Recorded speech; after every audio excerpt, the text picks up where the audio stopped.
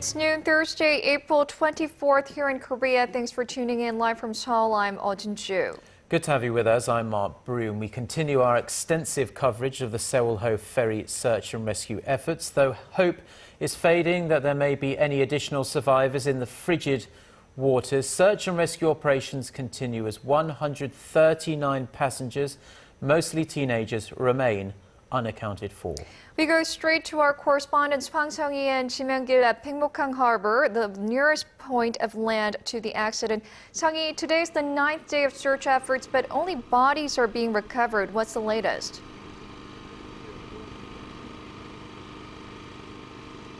Yes, Jinju, it is the 9th day of search and rescue operations, but still not a single survivor has been found since the ferry capsized.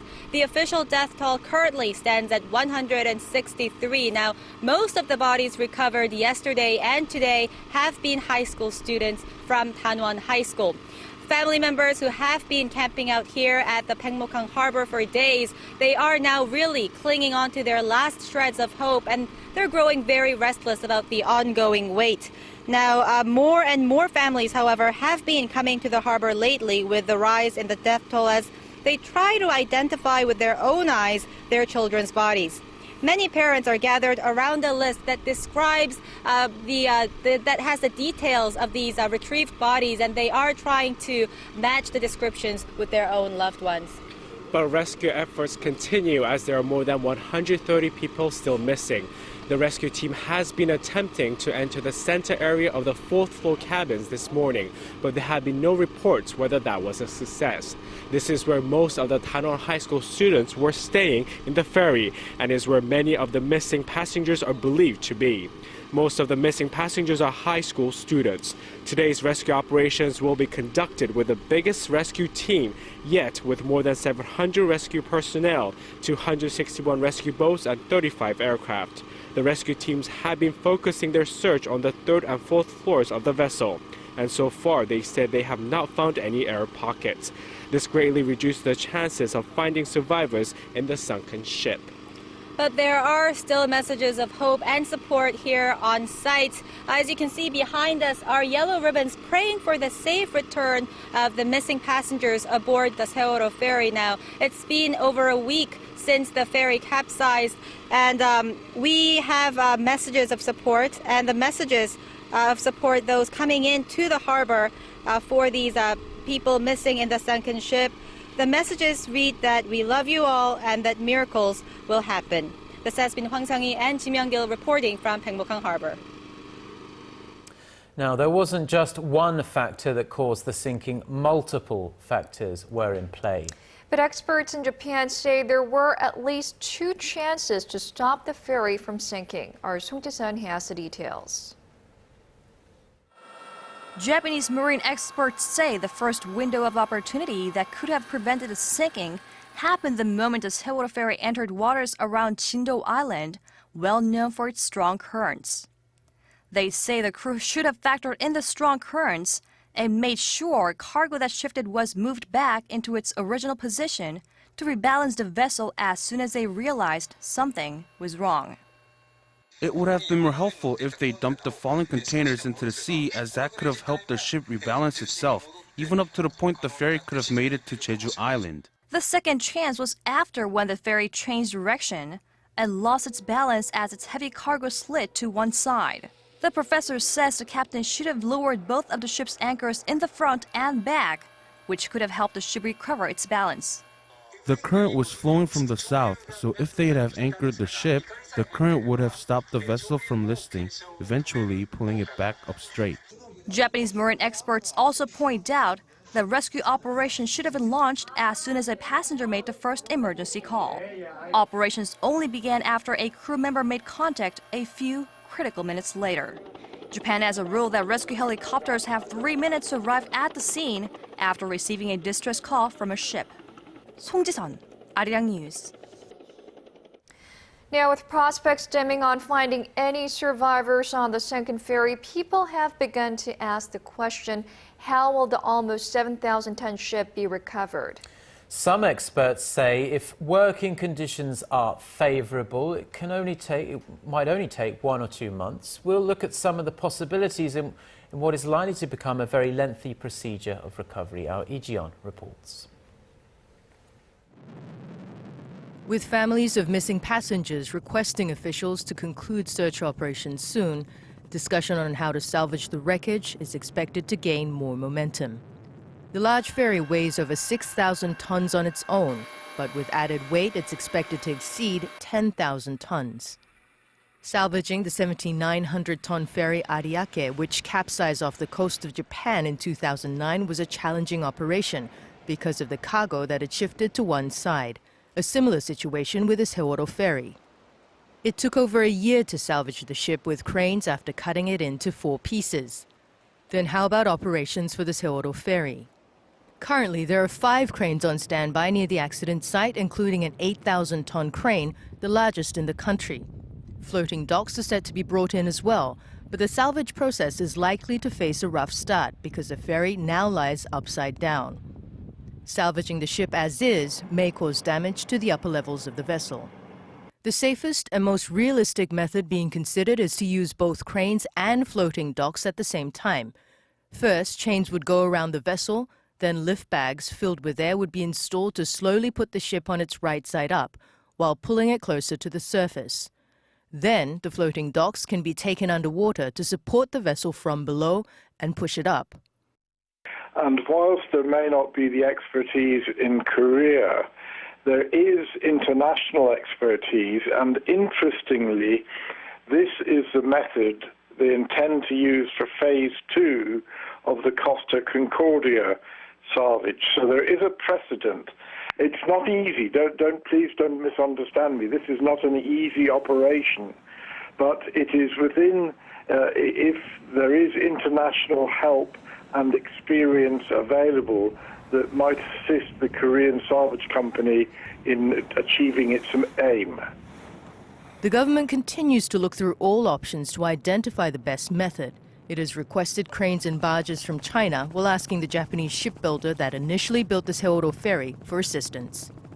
Lee Ji-yeon, Arirang News. The parents of the missing are now into the 9th day of waiting for any news of their sons and daughters who are on board the ill-fated Sewol-ho ferry. The families have been huddled in a gymnasium near the accident site in Jindo, where our Hwang joins us live. Jie, fill us in on the latest there. Guys, while the whole country is waiting for a miracle, families here are near complete exhaustion, both physically and mentally. It's relatively calm here at the moment, though, with families hoping that today will be the day that they finally get to hear some news about their loved ones. Doctors at the gymnasium are saying that the families are in a state of a shock and deep mourning, which are resulting in headaches and exhaustion. They add that while the families are now suffering from acute emotional and mental shocks, the symptoms of severe depression could show up 2 or 3 months later. There are now noticeably fewer families here at the Jindo Gymnasium as more bodies are being discovered and identified. The families are leaving to tend to their lost loved ones at Paengmok-hang Harbor and to the hospital. Those remaining here are going back and forth from the gymnasium to the harbor about twice a day. A father I talked to yesterday said he has given up his hope for his daughter and he just wants someone to find her body so she can be laid to rest in peace. This has been Hwang reporting live from the Jindo Gymnasium. A temporary group memorial altar has been set up in Ansan, the city most touched by the disaster. Thousands of citizens visited the site to say goodbye on Wednesday, and hundreds more have already passed through today morning. That's right. Shin Se-min is at the site and joins us live from the Ansan Olympic Memorial Hall. Se-min, how's the atmosphere there? Yes, Chinjo and Mark, as you can see behind me, long lines of people, lines that even reach the entrance of the Ansan Olympic Memorial Hall here, are gathered to pay their last tribute to those who have deceased. As of yesterday, just over 13,000 mourners visited here at the site, paying their tribute. And as of now, the number is well over 18,000, and it is continuously rising. The mourners here this morning are lined up in silence with their saying their last goodbyes with offering of white flowers. The group memorial is open for 24 hours a day here in Ansan, except for certain times of the day for regular maintenance. The local government here has also set up message service so that those who cannot come in person can send text messages of condolences. The messaging service that was overloaded with an outpouring of grief resumed early this morning, and the messages are being displayed as they come in on one of these screens here. While mourning for the victim continues, seniors of the Danwon High School returned to classes this morning. And next Monday, April 28th, sophomores as well as juniors who weren't on the Sewol-ho ferry will also return to classes. Psychotherapy will be implemented as part of classes for both students and teachers to help those affected by this tragedy. Right, and as we have reported earlier, more bodies have been retrieved from the shores of Jindo, and many are being sent to the city of Ansan. How is the city managing the situation? Yes, the funeral halls and hospitals here located in the city of Ansan have been experiencing a saturation point as more bodies continue to arrive here in the city. So local hospitals and funeral halls here have been struggling to cope with the number of victims who are being sent here. Unfortunately, this has been leaving many families on waiting lists for empty funeral hall. Officials here in the city are working to expand facilities while securing funeral halls in the nearby cities like Sihung and Anyang. Meanwhile, 12 more victims are expected to be released from Ansan soon. And this has been Shin Se-min reporting from Ansan Olympic Memorial Hall. Now, it's not just those of us here in Korea, but people around the world have reached out to Korea in its time of need. Korean Americans have set up memorial altars throughout the United States, expressing support for the victims and their families. Kim Hyun-bin reports. Overseas Koreans in Los Angeles set up a memorial altar in front of the Korean consulate, and it's been adorned with messages of hope and flowers. It is heartbreaking for the children. I've been keeping them in my prayers since the incident.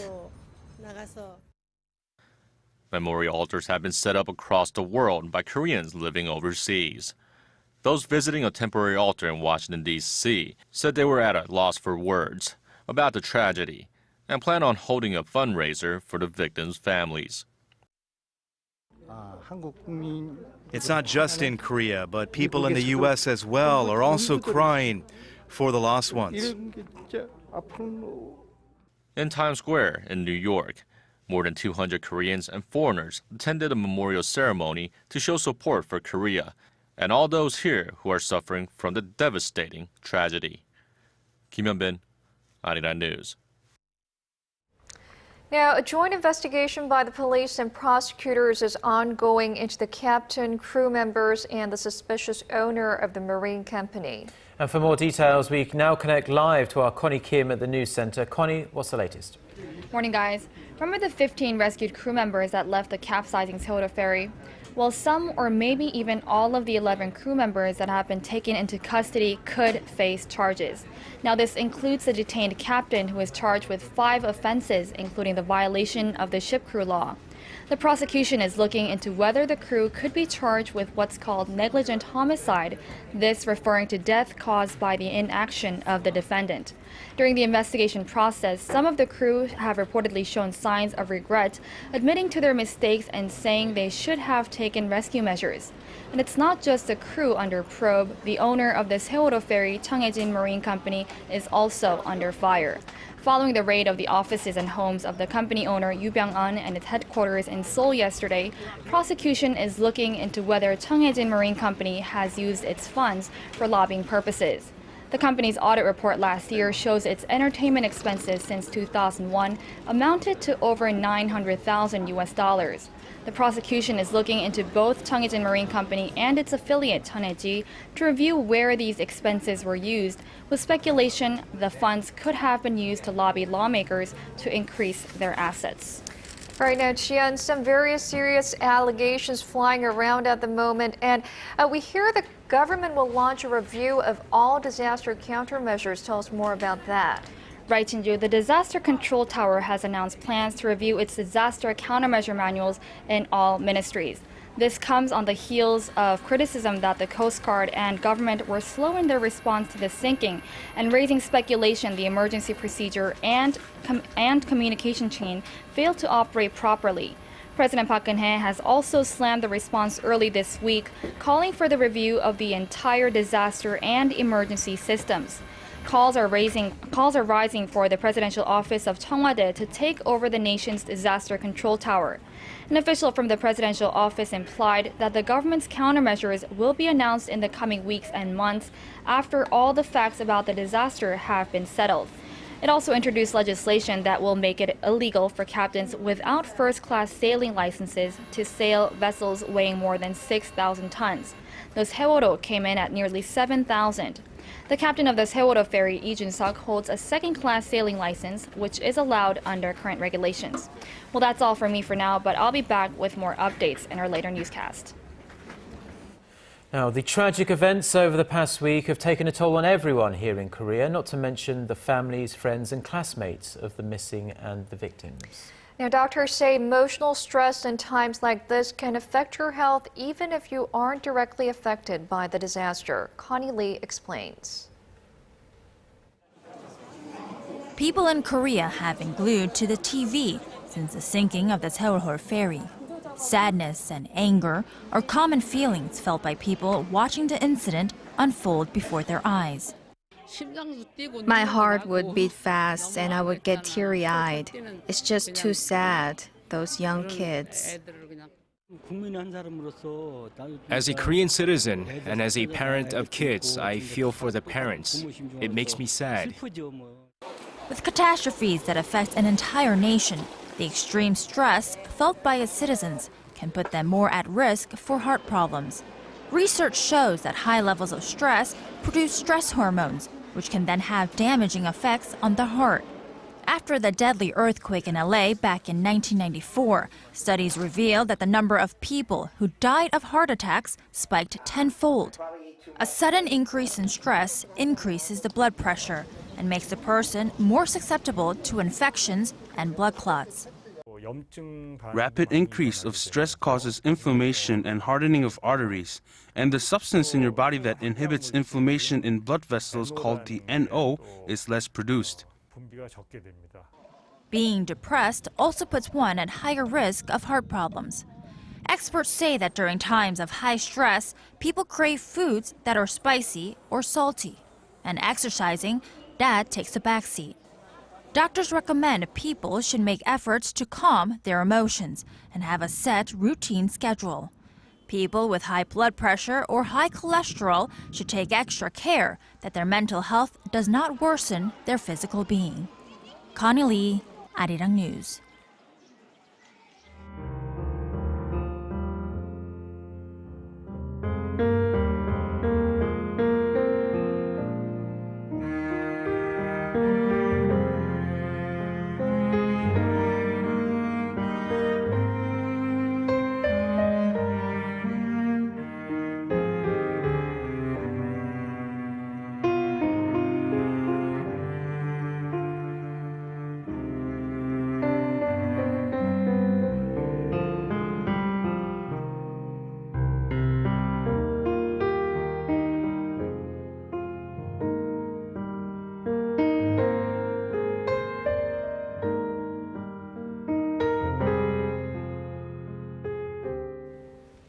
Moving on to some other news, U.S. President Barack Obama is now in Tokyo on the first stop of a week-long trip to Asia. He's currently meeting with Japanese Prime Minister Shinzo Abe, where North Korea and economic ties are expected to top the agenda, Kim Ji-yeon reports.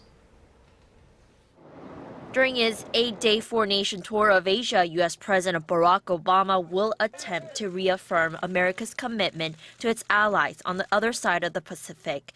In Japan, Obama will try to convince Japanese Prime Minister Shinzo Abe that he can deliver on his security and economic pledges.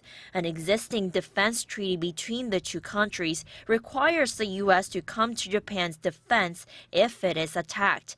Tokyo claims that treaty extends to islands at the center of a dispute between Japan and China, which puts the U.S. in a tough position.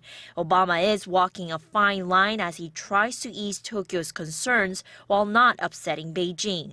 Local media outlets in Japan are reporting that the U.S. opposes any attempts to undermine Japan's administration of these islands. The two leaders will also discuss the stalled negotiations on a Trans-Pacific trade agreement. After finishing up in Tokyo, Obama will come to Seoul, where he will meet with President Park Geun-hye at 1 p.m. local time on Friday. He is to express his sympathy to the victims of the South Korean ferry disaster. The two leaders will also talk over ways to respond to the North Korea threat, particularly with the possibility of a fourth nuclear test from Pyongyang looming. President Obama is also expected to express his support to President Park's vision on reunification of the two Koreas. In a speech in Dresden last month, she urged the North to expand reunions of families separated by the Korean War and increase cross-border economic and cultural exchanges, which include the South bolstering humanitarian aid. This is Obama's fourth visit to South Korea, which represents the most trips to the nation by a sitting U.S. president. After departing from Seoul, Obama will head to Malaysia and the Philippines. Kim Ji-yeon, Arirang News. New satellite imagery suggests North Korea has completed expansion of a centrifuge facility at its Yongbyon nuclear site and could be installing equipment or even centrifuges inside. This is according to an analysis of satellite images by the Institute for Science and International Security, which reported last August that North Korea had doubled the size of its gas centrifuge plant at the complex. Images taken in early April show no significant alterations had been made to the centrifuge building, suggesting North Korea could now be concentrating on setting up equipment inside. The imagery also shows water being discharged from near a 5-megawatt electric reactor at the site in April, suggesting the reactor is likely up and running. Now, shifting our focus to the economy, Korea's gross domestic product grew at the fastest pace in more than 3 years in the first quarter of this year. The Bank of Korea said Thursday that the country's real GDP grew through 3.9% in 3 months from a year earlier, the highest jump since the first quarter of 2011. Compared to the previous 3 months, the economy expanded 0.9%, maintaining its growth of around 1% for the third consecutive quarter. The growth was helped by strong exports, expanding consumer spending, and the recovering construction sector. Facilities investment and imports, however, dropped from the last quarter of 2013. The central bank said growth was in line with its previous forecast.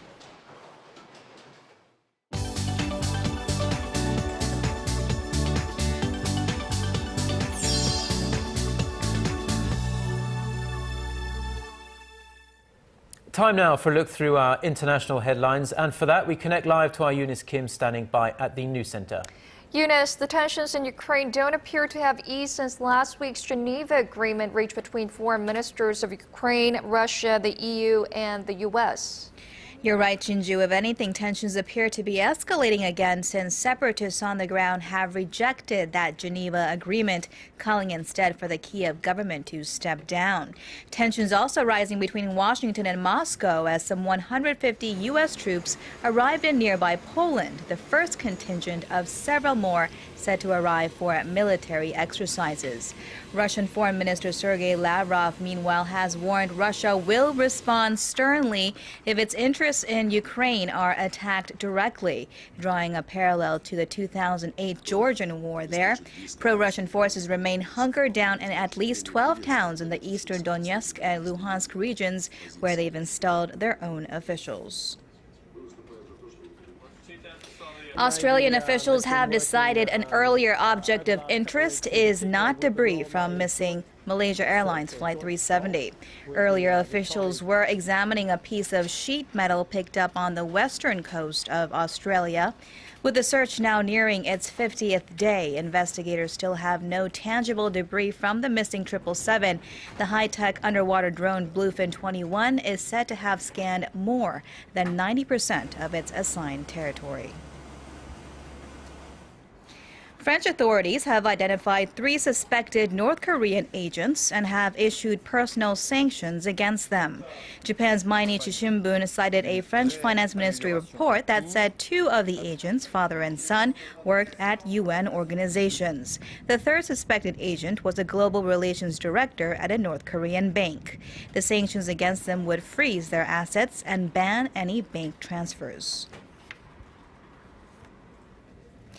And business activity in the Eurozone is poised for growth in the second quarter as it recorded a near 3-year high in April. Data firm Markets Purchasing Managers Composite Index, also known as PMI, for the Eurozone rose to 54 from 53.1 in March on marked improvement in both manufacturing and services sectors. But further signs of falling inflation is a concern for the currency bloc. Thank you, Eunice. And those are the latest updates we have at this hour. Do stay tuned to Arirang as we continue to bring the latest on the Sewol-ho ferry search and rescue efforts. Our next newscast will be at 1 p.m. Korea time with new developments on the ferry sinking. Thank you for watching.